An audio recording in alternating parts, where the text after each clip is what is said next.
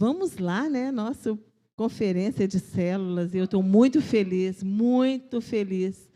porque nós tivemos nesses 2 anos aí algo que a gente não podia fazer. Como a gente ia falar de células, sendo que a gente nem poderia estar, né, reunindo nas casas, mas a gente nunca deixou de fazer células, mesmo nesse período. Nós fizemos célula online durante 1 ano, né, amor? 1 ano fizemos célula online, conseguimos fazer célula também depois de um período, e nós não paramos a célula, nós estávamos em stand-by no período de férias, de dezembro para cá. E agora vamos retomar com a conferência, e temos certeza de que é um tempo novo, é um ciclo novo, e Deus vai fazer grandes coisas no nosso meio. E nós colocamos, né, como símbolo da nossa conferência, nós colocamos uma casa, porque não tem como falar de célula se a gente não falar de casa. E vocês podem ver lá no fundo todas as casas ligadas. E essa visão das casas ligadas pela luz, talvez você que está em casa não vai entender, mas no fundo aqui nós temos um painel com várias casas, e essas casas estão ligadas por uma luz, todas elas ligadas. Na realidade, a célula é isso. Onde ela está, a luz do Senhor brilha e reflete naquele território, naquelas vidas, o poder da igreja. E essa casa aqui representa isso, uma casa que está iluminada, com as portas abertas, pronta para cuidar de vidas. Essa casa, na realidade, ela é uma casa de tijolos, ela é uma casa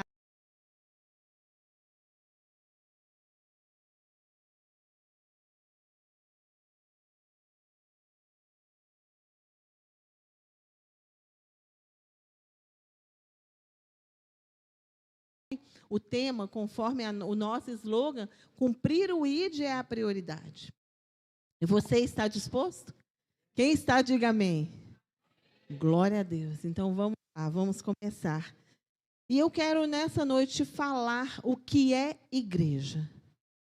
E antes de fazer já a palavra, começarmos a ler o texto bíblico, eu queria que a Lulu colocasse um vídeo. Esse vídeo é muito interessante para que você entenda o processo.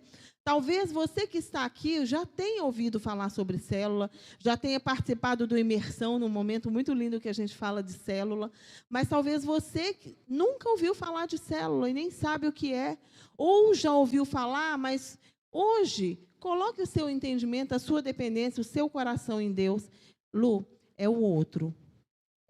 Para que você possa receber o que Ele tem nesse tempo para você. Se esqueça de tudo que você já passou, de tudo que você já viveu, e deixe Deus fazer o novo na sua vida. Podem apagar as luzes aqui, só para a gente conseguir visualizar melhor o vídeo?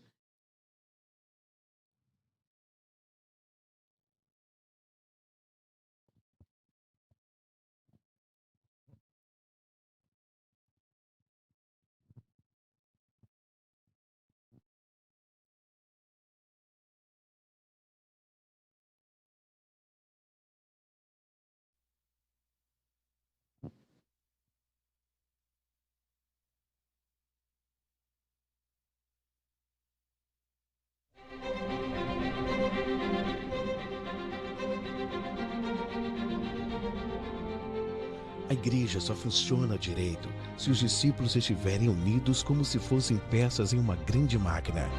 Uma pessoa se conecta com a outra e juntas fazem tudo se mover.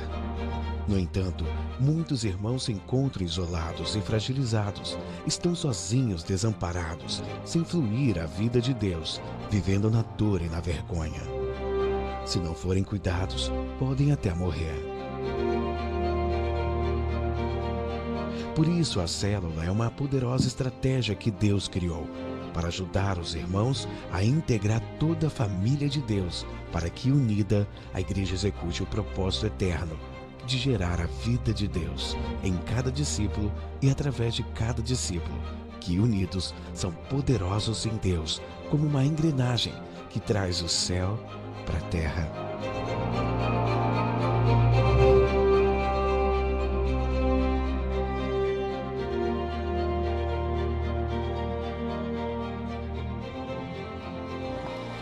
Aleluia.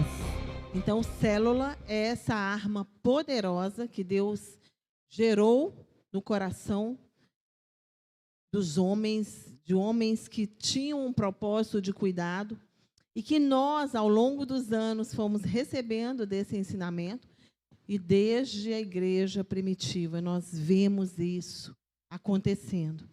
Célula conecta, célula cuida, célula gera vida. E o primeiro texto que nós vamos ler, para entendermos o que é igreja, é o texto de 1 Pedro 2, de 9 a 10. Mas vós sois a geração eleita, o sacerdócio real, a nação santa, o povo adquirido, para que anuncieis as virtudes daquele que vos chamou das trevas para a sua maravilhosa luz. Vós que em outro tempo não erais povo, mas agora sois povo de Deus, que não tinhais alcançado misericórdia, mas agora alcançaste misericórdia. Nós somos geração eleita, nós somos povo eleito por Deus, para alcançar, para fazer uma obra, para fazer uma transformação, onde passarmos como sacerdócio real. Nós precisamos entender isso. Nós não somos errantes, nós não somos um povo que está aí solto no mundo, que não tem uma direção. Não, nós temos uma direção. Nós temos um comando dado por Deus e precisamos nos colocar debaixo desse comando para fazermos o que Ele quer que, em primeiro lugar, nós façamos, cumprir o ID. O ID é a primeira coisa que Deus quer quando um filho se torna filho. Ele quer que outros se tornem filhos, então Ele sempre vai querer a multiplicação. Então, a igreja, conforme esse texto que nós lemos, e esse entendimento que nós somos essa geração eleita, a igreja não é prédio. O prédio...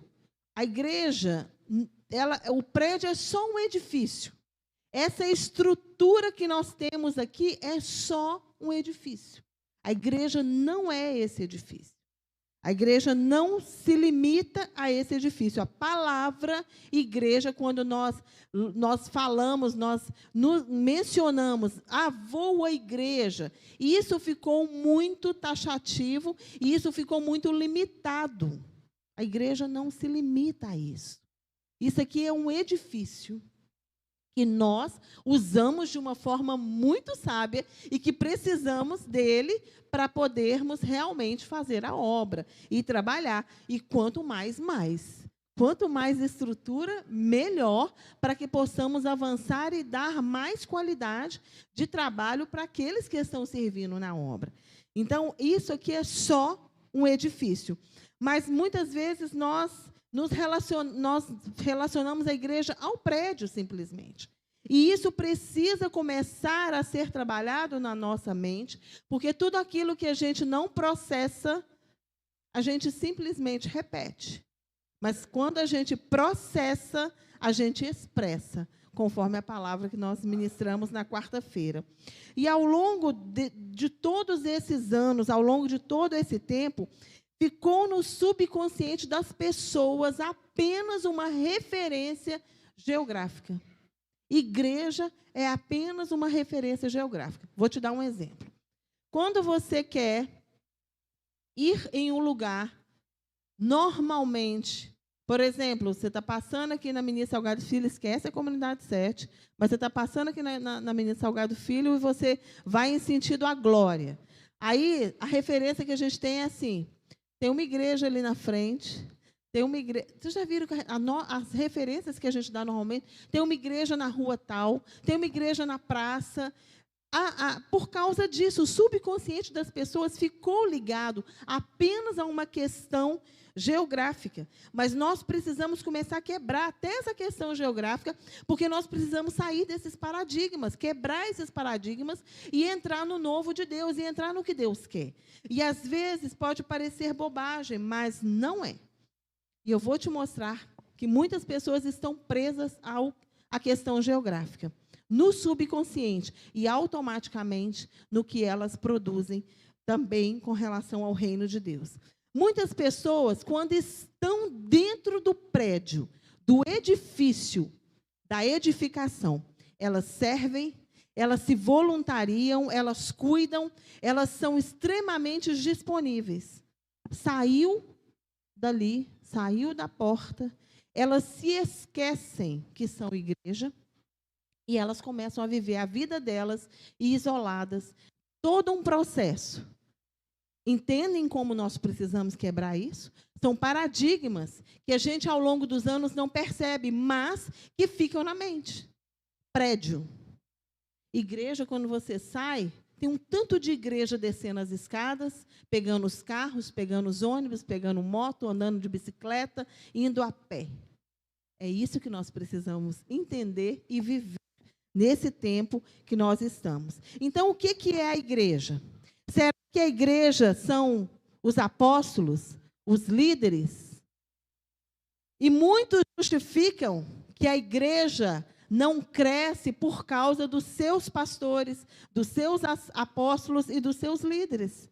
Então, as pessoas têm uma tendência de achar que a igreja é ou não é por causa dos seus líderes, dos seus apóstolos. Será que a igreja é a música? Que tal convidarmos uma banda de sucesso para cantar na nossa igreja e encher a igreja e lotar o templo? Que tal nós comprarmos equipamentos novos, modernos, comprarmos um teclado que faz tudo, que não precisa de mais nada? Ele faz todos os instrumentos e realiza, até vozes ele faz. Então, se a igreja é a música, será que a igreja é a programação? Nós vamos precisar viver de programação em programação, de evento em evento, para que a igreja seja igreja. Será que a igreja é programação? Redes sociais? Não, a igreja não é isso. Será que a igreja são suas tradições? E aí, o presbiteriano defende a tradição dele, o batista defende a tradição dele, o pentecostal defende a tradição dele, as comunidades, como nós, defendemos a nossa tradição. A igreja não é tradição. Será que a igreja é prédio? Então, é necessário reformar, fazer, comprar um prédio imenso para mostrar que somos igreja? Gente, tudo que eu estou falando, eu não estou falando que nós não podemos ter, mas nós não somos isso. Nós não somos isso. Quantas vezes na sua casa, chorando, derramando as lágrimas no chão, parecia que você tinha um coral dentro da sua casa, de instrumentos tocando, e a adoração foi total? Quantas vezes, lendo a Bíblia, parecia que tinha um mestre te ensinando? Nós não precisamos de estrutura, mas nós vamos na estrutura, quando temos o coração liberado para entendermos isso. Será que a igreja, então, são suas bases, seus ministérios? Então, vamos criar muitas bases, bases de esporte, bases para as crianças, bases para as mulheres, para os homens. Nós temos isso tudo, mas a igreja não são essas bases ou esses ministérios. Deus espera uma igreja que impacta o território onde ela está. A igreja precisa impactar o território onde ela está, a sua cidade, porque se ela fizer isso, ela está cumprindo a grande missão dela. É assim que nós precisamos ir. Então, a pergunta que nós temos que fazer nesse momento não é o que está faltando na nossa igreja. A pergunta que nós precisamos fazer nesse momento é o que está atrapalhando na nossa igreja. Porque é isso que precisa ser arrancado. Porque o que está faltando é só cumprirmos o ID. Mas o que está atrapalhando, muitas vezes, é um coração endurecido. É um coração que não acredita mais por causa de feridas. É um coração que não quer mais bater, porque já foi muito ferido. E nós estamos num processo novo. E eu queria que agora a Lulu colocasse o próximo vídeo. para que você entendesse o que é a igreja e como ela se comporta na sua vida. Esse é o último, tá? Vocês não vão precisar ficar falando, levanta, senta. O que é a igreja?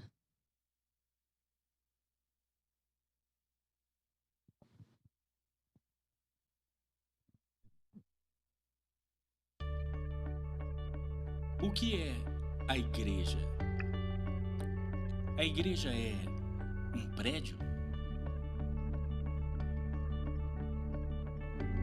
A igreja é o pastor? Ou seus auxiliares? A igreja é a música?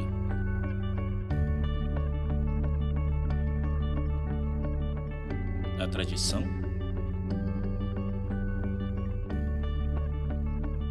Ou os ministérios?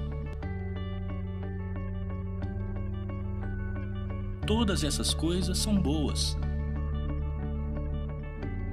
mas elas não são a igreja. Tire elas e a igreja ainda existe. Por quê? Porque você ainda está aqui. A igreja é você. A igreja é você com um propósito de amar a Deus, de amar aos outros. A igreja é você com uma missão de ligar o que não está ligado a Cristo e juntos crescer em total devoção a Ele. A igreja é você com um plano de estar ligado a Deus, servindo, liderando uma célula na comunidade, usando seus dons e paixões e transmitindo a sua fé àqueles que não conhecem a Cristo. Quando você e eu vivemos dessa forma,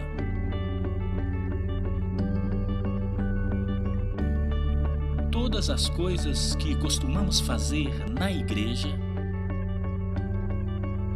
tornam-se coisas que fazemos como igreja. Deus deseja isso. O mundo precisa disso. E nós somos chamados para ser isto. O que é a igreja? A igreja é você.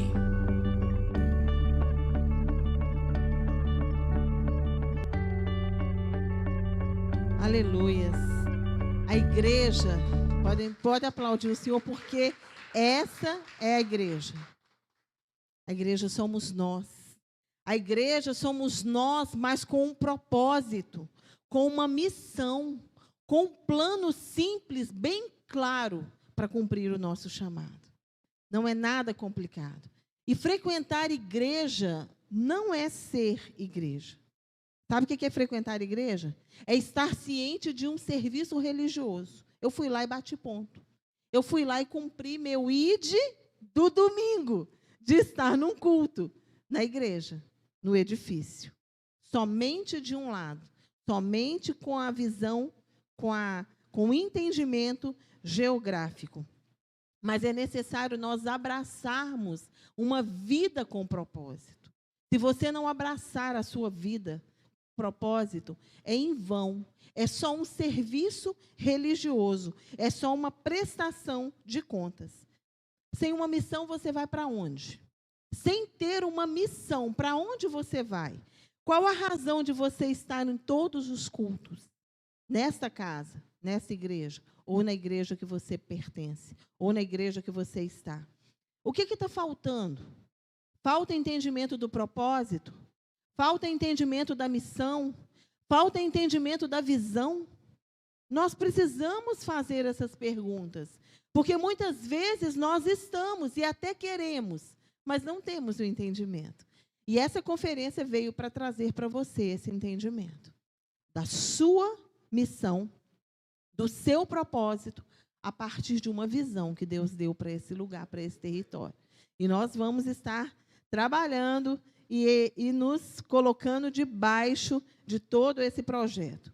Sabe, talvez nas suas memórias, lá quando você se converteu, no que diz respeito a cumprir o ID, você pode me citar várias coisas.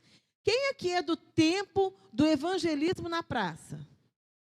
Oh, coisa boa era, né?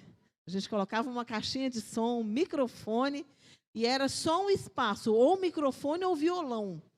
Porque nem todas as igrejas tinham aquela caixa mais moderna que tinha 2 entradas. Ou era o microfone ou era o violão. Então, virava uma confusão. Quem aqui já participou de distribuir folhetos, gente, nos territórios, nos bairros?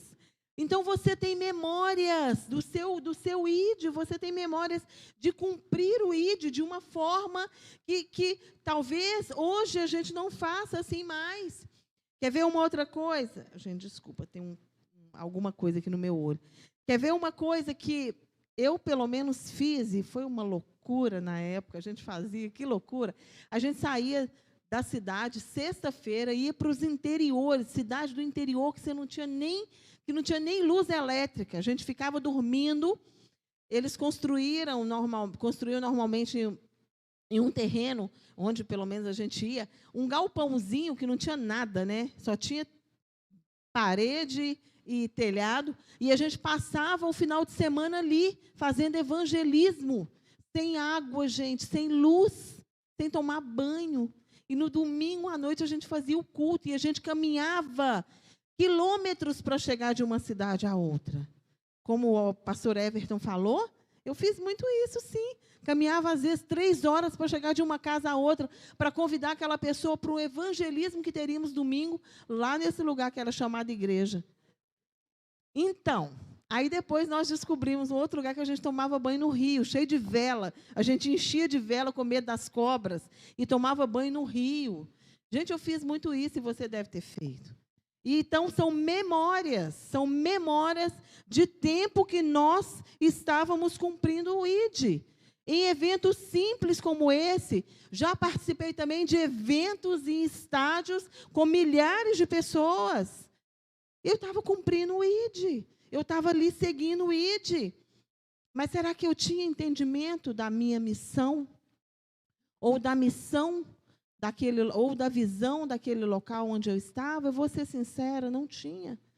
Eu só tinha força de vontade de fazer e um coração aberto.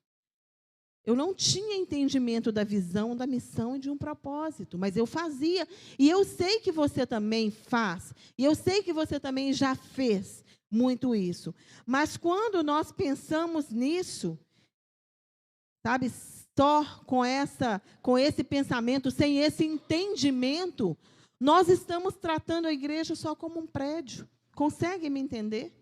Quando você caminha sem entender a visão, a missão e o propósito, você está tratando a igreja só como um prédio, mas você está fazendo com todas as forças do seu coração. Todas. E eu não estou falando que não faz, porque eu fazia, e eu faço com todas as forças do meu coração a obra, e eu sei que você também faz. Mas o avanço só acontece quando você tem esse entendimento dessas 3 coisas, da visão, da missão e do propósito. Que você precisa caminhar e traçar esse plano. E a firmeza e a constância é o que vão nos fazer permanecer debaixo dessa missão, dessa visão e desse propósito. 1 Coríntios 15, 58 nos diz assim: portanto, meus amados irmãos, sede firmes e constantes, sempre abundantes na obra do Senhor, sabendo que o vosso trabalho não é vão no Senhor. Nós temos que ser firmes e constantes na obra do Senhor, abundantes na obra do Senhor, sabendo que o nosso trabalho não é em vão. Um dia nós vamos comparecer diante de Deus para prestar conta de uma única vida que nós tivemos para viver. Um dia isso vai acontecer. Nós precisamos prestar contas, nós precisamos dar conta da vida que Ele nos deu para viver. Então, o nosso trabalho não pode ser em vão. Então, ele tem esse compromisso de que o nosso trabalho nele nunca é em vão. Mas ele espera que você tenha um compromisso com ele, de saber que você viveu a sua única vida da melhor maneira que você podia, entregue para ele, na dependência dele, dando a ele aquilo que ele te deu primeiro, que foi a vida. Isso é o que nos faz viver diferentes. Nós precisamos entender que nós precisamos ser frutíferos, dedicados. Só que essa obra não é somente para alguns. Não é somente para os apóstolos, para os líderes. Essa obra é para todos. Essa obra que ele fala, o trabalho que ele fala que não é em vão, não é para a liderança. É para todos. E você é líder. E você é estabelecido como sacerdócio santo. Então, dentro de você tem o espírito de liderança. Então, se coloque nesse todo, se coloque nessa situação já de estar recebendo dele essa direção e essa orientação. Aqui na Comunidade 7, nós temos um compromisso de que você descubra o seu propósito, que você descubra a sua missão dentro da missão, porque nós já temos uma missão: cumprir o ID, estabelecer nos reinos sociais a influência. Mas nós precisamos que você cumpra o seu ID dentro disso. Dentro desse estabelecer, você tem o seu papel. E você precisa cumprir o seu papel para que possamos para que deixemos de ser somente prédio e nos tornemos uma arma poderosa que Deus quer usar, que são as asas expandidas para fora da igreja. Nós precisamos deixar somente essa asa aqui e expandir a nossa vida também para a outra asa que nós temos como igreja. Mas todos precisam estar envolvidos, porque todos são a igreja. As marcas que nós temos da igreja nos dias de hoje são marcas que foram, ao longo dos anos, ao longo de muito tempo, trabalhadas. Durante muito tempo, a igreja deixou de ser essa igreja que Deus estabeleceu um dia, através da vida de Jesus. Que Deus colocou na vida de Jesus e que Jesus falou como era a igreja. Ao longo do tempo, foi se perdendo isso. E Efésios 2, 18 a 21, nos fala assim: porque por ele, ambos temos acesso ao Pai, em um mesmo Espírito. Assim, já não sois estrangeiros nem forasteiros, mas concidadãos dos santos e da família de Deus, edificados sobre o fundamento dos apóstolos e dos profetas, de que Jesus Cristo é a principal pedra de esquina, no qual todo o edifício bem ajustado cresce para templo santo no Senhor. Sabe, as marcas da igreja que hoje nós vemos são algumas marcas que, como eu falei, ao longo dos anos foram mudando. E hoje nós estamos resgatando essa igreja que se reunia nas casas. Nós estamos resgatando, mas durante muito tempo isso foi perdido. Durante muitos anos isso foi perdido. E nós vemos o sacerdócio universal dos crentes, que nós tanto falamos, né? O ministério é para todos, e isso é maravilhoso. Os reformadores, como Lutero, gente, eles lutaram muito para que isso acontecesse. Eles brigaram muito para que isso acontecesse, para que o sacerdócio fosse para todos, para que houvesse o entendimento que o ministério era para todos. Todos podiam conhecer a Deus e servir a Deus livremente. Aperfeiçoamento dos santos na obra do ministério, é isso que nós precisamos entender. Esse é o propósito da igreja que cumpre o ID. Edificação do corpo de Cristo. Como diz o livro de Efésios, que a gente tanto sabe, que ele escolheu alguns e ele trabalha os 5 ministérios para o aperfeiçoamento do corpo de Cristo. E a igreja vai sendo edificada dessa maneira. Outra coisa que nós resgatamos ao longo do tempo e hoje nós vemos é o evangelismo pessoal e o discipulado. Evangelismo e discipulado pessoal. Isso ficou muitos anos parado.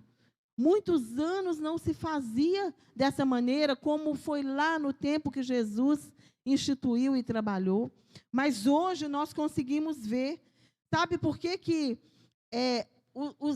se você se lembrar, se eu puxa na memória aí de 10 anos para cá, quando que você ouve falar de evangelismo como há uns 20 anos atrás, onde tinha as grandes concentrações em estádios e vinham homens que eram evangelistas e faziam cruzadas com milhares e milhares de pessoas? Isso não se perdeu, isso tem valor. Mas o evangelismo pessoal é muito mais eficiente do que isso. Porque muitas vezes existem cruzadas que as pessoas iam, se convertiam, milhares, e elas se perdiam. Sabe por quê? Não tinha o discipulado. Evangelismo sem discipulado quebra-se e volta ao que era antes. Precisa ter o discipulado. Então, nós estamos falando de algo, de uma arma poderosa, que trabalha o evangelismo e trabalha o discipulado também. E nós estamos resgatando isso. Sabe uma frase que a gente fala? Por que o evangelismo pessoal, o evangelismo, o discipulado é tão forte na vida daqueles que conhecem, que já experimentaram? Tem uma frase muito forte que fala assim: você conhece, você confia.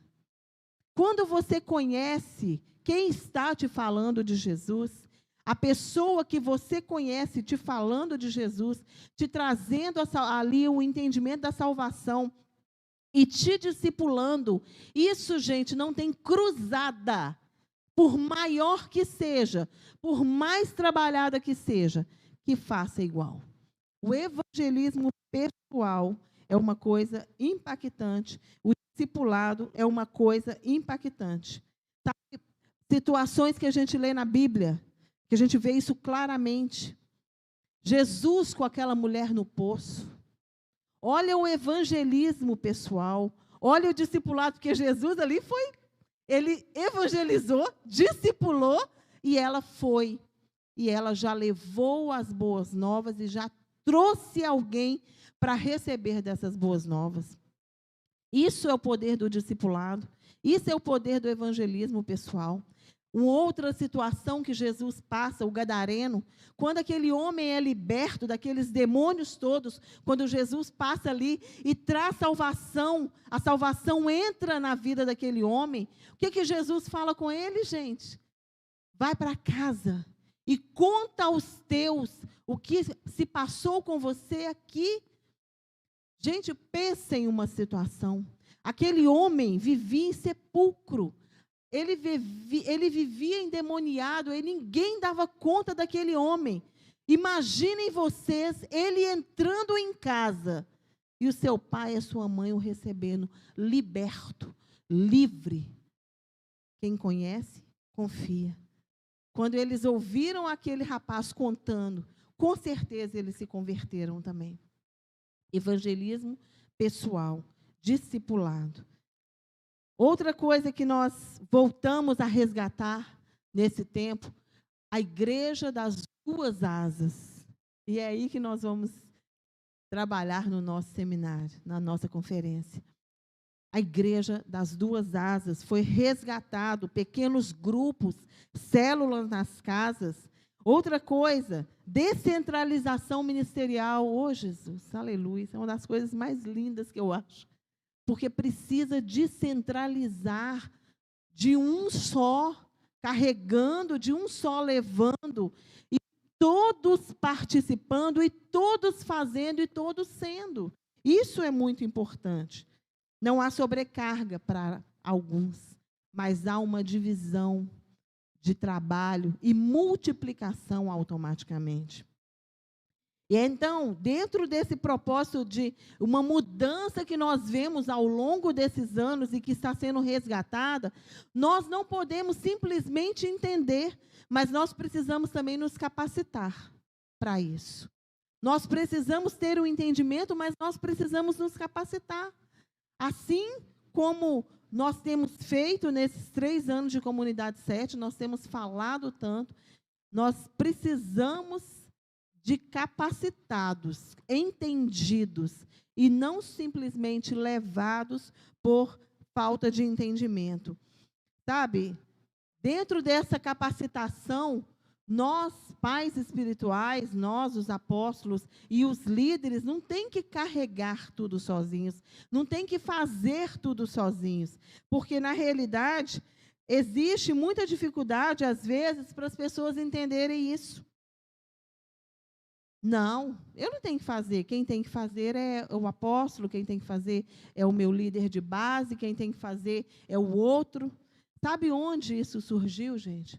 Isso não é uma condenação, é uma herança negativa que nós recebemos de lideranças, que realmente foram, talvez não tinham visão, não tinham missão e não tinham propósito. E aí que está. Se você está debaixo de algo que não tem esses pilares, você fica perdido. E você tem uma memória negativa de tudo que te é apresentado. Se eu perguntar, aqui alguns vão levantar a mão para falar que célula, quando ouve falar de célula, até arrepia, que não quer participar, que não quer fazer, por causa dessas situações, dessas heranças negativas de um passado religioso. Mas nós precisamos quebrar esses paradigmas, como eu falei, e nós vamos quebrar, porque não está sobre nós esse poder, mas está sobre a visão de cumprir o ID. E essa quebra qualquer paradigma, quando nós liberamos o nosso coração. Ministério não é exclusividade. Muitas pessoas falam, né, que ministério é exclusividade dos apóstolos, pastores e obreiros profissionais. Ô, gente, na realidade, a gente tem que entender que na igreja das 2 asas, todos cuidam, todos abençoam, todos amam. Então, isso não tem muito como entrar, como ficar. Todos são obreiros, todos são líderes, todos têm um chamado, todos precisam fazer. E tem uma frase que nós, como líderes, muitas vezes ouvimos. Você, como líder, já deve ter ouvido. Olha só, pode me chamar, eu faço tudo, eu te ajudo em tudo, mas não me chama para liderar, não? Essa frase é muito difícil de ouvir, porque não é a pessoa que está falando, mas são as memórias, são as heranças negativas que ela teve de um passado religioso, de uma situação de simplesmente estar exercendo, não um chamado, porque nem é um chamado, mas de estar exercendo um ofício, de estar exercendo, não quero usar nem a palavra ofício, mas de estar cumprindo tabela. Nós precisamos quebrar isso na nossa vida. Quando a gente ouve isso, a gente deveria falar para o nosso amado irmão, o que está em Salmo 104, 4. Faz dos ventos seus mensageiros, seus ministros, faz do vento seus mensageiros, dos seus ministros um fogo abrasador, uma labareda de fogo. Deus nos faz, nós somos ministros, não somos? Nós entendemos isso, todos somos ministros, sacerdócio santo. Então, nós temos dentro de nós, a partir dele, um fogo abrasador. Você pode ser líder, você pode liderar, você pode fazer. Existe o peso da liderança, existe a dedicação da liderança, mas existe a satisfação de ver uma alma liberta e salva, que que nada paga, que nada é igual. Então, quando você ouvir uma pessoa falando assim, eu não quero liderar, eu só quero ajudar, você dá para ele a receita desse Salmo 104:4, que ele, quando se torna um ministro, ele é feito uma labareda de fogo por Deus. E ele alcança o que ele talvez não alcançaria. E no modelo da igreja de duas asas, esse modelo funcionando da maneira correta, a igreja faz voos altos. Atos 2, 46 e 47. Quando as duas asas funcionam, os voos são altos. Isso aí foi instituição. Quando as duas asas nasceram. Quando as duas asas se entenderam e elas se completaram. E perseverando unânimes todos os dias no templo, e partindo pão em casa, comiam juntos com alegria e singeleza de coração, louvando a Deus, caindo na graça de todo o povo. E todos os dias acrescentava o Senhor aqueles que se haviam de salvar. Volta ao primeiro, por favor, 46. Eles perseveravam unânimes todos os dias no templo e partiam o pão de casa em casa. E eles faziam isso com alegria e singeleza de coração, não era com pesar. E eles faziam altos voos. Cada membro é um ministro chamado e capacitado por Deus quando entende isso. O Espírito Santo, quando veio em Pentecostes, ele veio para todos. Atos 2:4, um pouco antes dessa igreja que já se reunia, aí nós já vemos a igreja de duas asas fazendo voos altos. Mas quando a igreja nasceu, quando a igreja estava sendo formada, foi esse aí o que aconteceu com eles. E todos foram cheios do Espírito Santo. E começaram a falar em outras línguas, conforme o Espírito Santo lhes concedia que falassem. A palavra ali está todos. Todos foram cheios do Espírito Santo. E todos cheios do Espírito Santo, quando nós estamos todos cheios do Espírito Santo, todos fazendo, nós fazemos a obra juntos e não tem peso nenhum. E o que eu quero te levar a entender é isso. Você tem dividido o peso da obra com quem está do seu lado?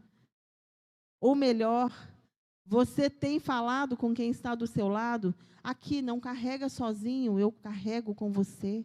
Eu vou dividir com você.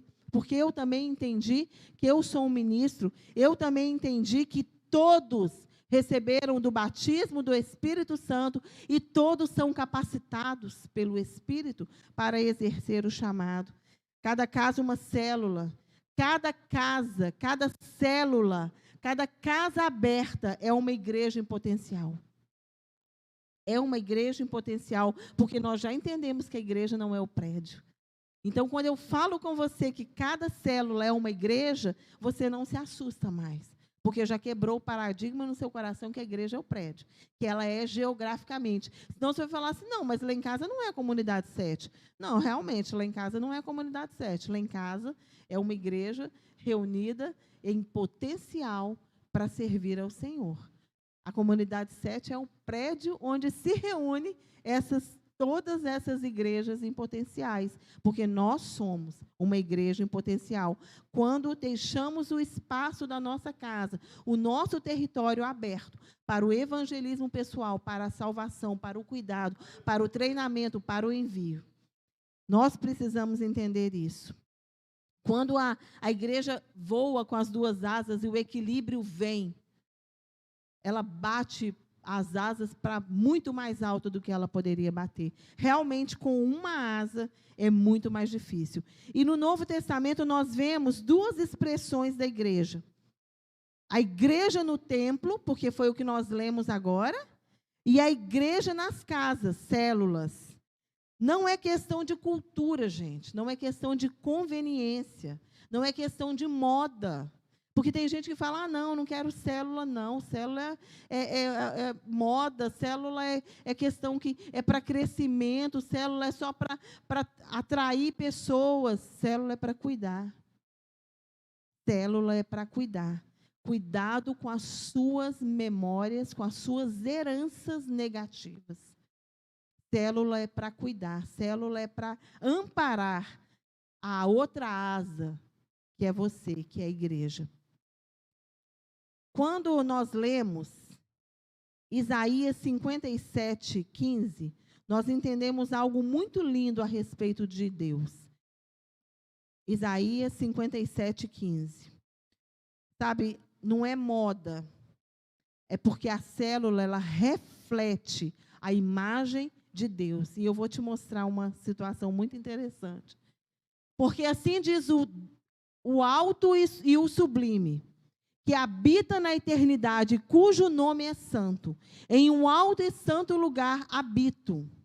E também com o contrito e abatido de espírito, para vivificar o espírito dos abatidos e para vivificar o coração dos contritos. Deixa o texto para mim, filha. Deus, ele é imanente. A gente vai agora lembrar de coisas que nós estudamos aqui durante as nossas aulas sobre a igreja, que nós estudamos aqui na Leadership. E uma das coisas que foi muito interessante foi quando nós falamos que Deus, ele é imanente e Deus, ele é transcendente. E esse entendimento é claro quando a gente fala com relação à igreja. Porque nesse texto, Deus habita num alto e sublime trono. Ele é alto e sublime, ele é imenso, ele é grande, mas ele habita no nosso coração. Ele habita aqui dentro de nós, ele habita na nossa vida. E quando nós ligamos essa imagem do Deus invisível e do Deus que se manifesta na igreja das duas asas, ele se manifesta tanto quando nós estamos aqui reunidos, quando ele se manifesta quando nós estamos ali reunidos. Não tem diferença. É só uma questão de pensamento, mas não tem diferença. Nós precisamos entender que o mesmo Deus que toca no seu coração, ele quer tocar no coração daquele que está perdido e não tem a salvação. Então nós precisamos, entender que a igreja, ela é grande, mas ela é pequena também. Vou te explicar por quê. A igreja, ela pode ser grande para causar um grande impacto evangelístico, para produzir grande obra, para levantar movimentos missionários e evangelísticos, para celebrar, para a cidade saber que ela existe, para fazer as obras, para executar grandes ministérios. Mas ela precisa ser pequena para se importar. Ela precisa ser pequena para cuidar. Ela precisa ser pequena para abraçar. Porque Deus é assim. Ele é grande e soberano, mas ele é com você e ele é comigo. E é isso que Deus quer que a gente faça. Como igreja, nós podemos fazer grandes coisas como Comunidade 7 reunidos aqui e obras maravilhosas. Mas nós precisamos também fazer nas nossas casas, das nossas casas, um território santo, um território de salvação, um território de conquista, onde a luz vai brilhar, onde a luz vai entrar, onde a luz vai chegar, e ela vai ser aquela que vai dar visão para quem está no escuro e perdido. Eu acredito. Eu tive uma visão uma vez, na minha casa. Isso já faz uns 10 anos, amor, uns 10 anos. Eu estava na janela do meu apartamento orando e pedindo a Deus que nos guiasse num projeto de colocar o nosso coração mais inteiro na presença dele, mais voluntário. E eu vi algo muito lindo. E eu comecei a ver um raio, uma luz que brilhava.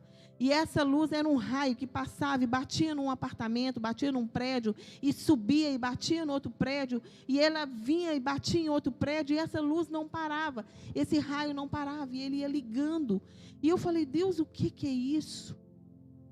E Deus me falou, são casas que se abrem para mudar o território onde elas estão ali instaladas, para mudar realidades espirituais ao redor delas.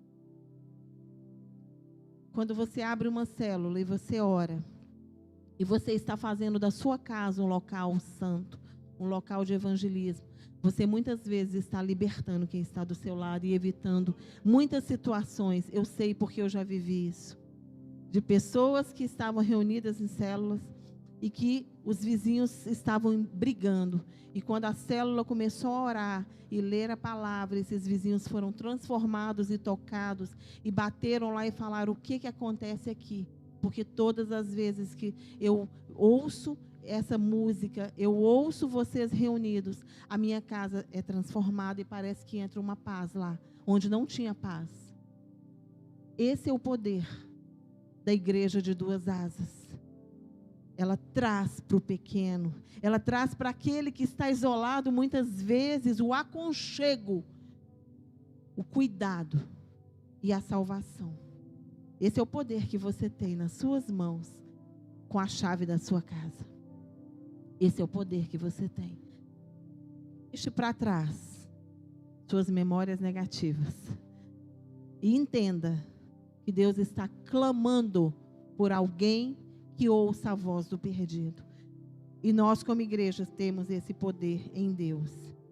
E a igreja, apesar de ser tudo isso que Deus tem, apesar de entendermos tudo isso que nós falamos aqui agora, o potencial que a igreja tem, ela pode perder esse potencial. Ela pode perder esse alcance, caso ela não vigie. Voando com duas asas, nós conseguimos cumprir com plenitude a vontade de Deus, com plenitude. Eu não estou aqui criticando a igreja que não tem as duas asas. A igreja que se reúne só nos templos, ou a igreja que se reúne só nas casas, que nós temos visto isso acontecer. Não estou aqui criticando. O que eu estou falando é que ela não está voando com plenitude. Porque só voa com plenitude e só faz a obra com avanço, com poder, com autoridade, quando esse entendimento é vivido. Porque é segundo o que a Bíblia fala, segundo o que Jesus colocou, segundo o que Jesus fez com os discípulos dele e através dos apóstolos. E ele instituiu. Mas, se nós não vigiarmos, nós podemos perder esse potencial de alcance. Atos 5:42 nos fala assim.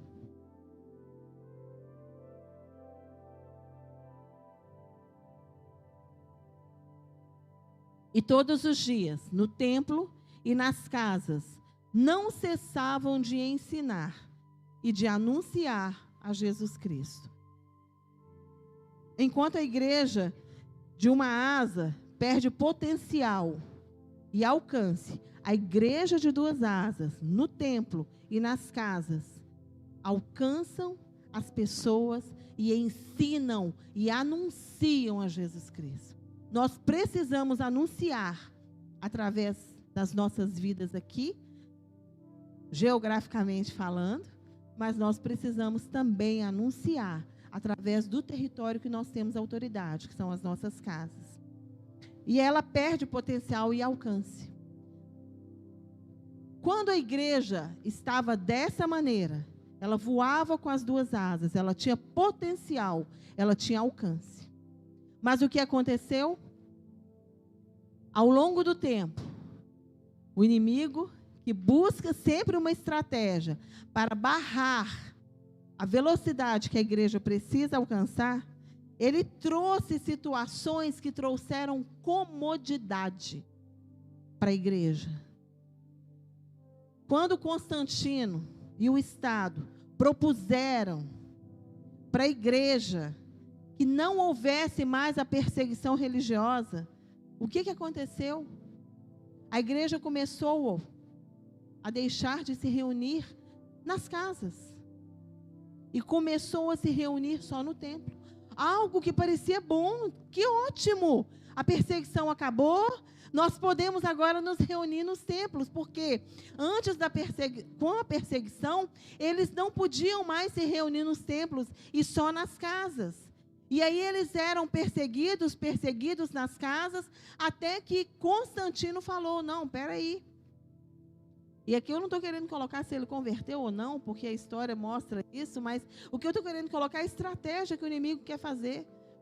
Ele quis quebrar uma das asas da igreja, que era a asa das casas. E a igreja que era perseguida porque se reunia nas casas e fluía, ela deixou esse legado e começou a se reunir nos templos com uma asa só, batendo uma asa. Não tinha plenitude de voo, não tinha plenitude e alcance. E aí veio a atrofia. Por isso, hoje, quando a gente fala de células, não todas as igrejas entendem, por causa dessa atrofia, por causa desse período, por causa dessa situação e dessa estratégia. Mas a igreja hoje tem percebido, por causa da ativação, por causa do avivamento, a igreja tem percebido isso e voltado no caminho, e refeito o caminho, e começando a se reunir nas casas também, não só nos templos. E ela está começando a voar com as duas asas, descentralizando o ministério e garantindo uma qualidade que a gente nunca experimentou como antes. Eu posso falar isso para vocês, filhos e filhas. Quando nós, como pais espirituais, vemos vocês exercendo o chamado, o propósito, isso dá uma alegria no coração, porque descentraliza. Agora, com 5 ministérios, isso vai ficar mais amplo ainda, porque nós vamos avançando. E agora, com as células, as duas asas funcionando. Gente, se nós entendermos isso e nós assumirmos o nosso papel, nós não vamos crescer só numericamente. Nós vamos crescer em essência, porque o que fala é que nós devemos anunciar Jesus Cristo em todo o tempo. A célula é a única estrutura eclesiástica capaz de mobilizar toda a igreja para ser igreja e viver relacionamentos transformadores. E tem valores que são inegociáveis de uma igreja que voa com duas asas. Inegociáveis.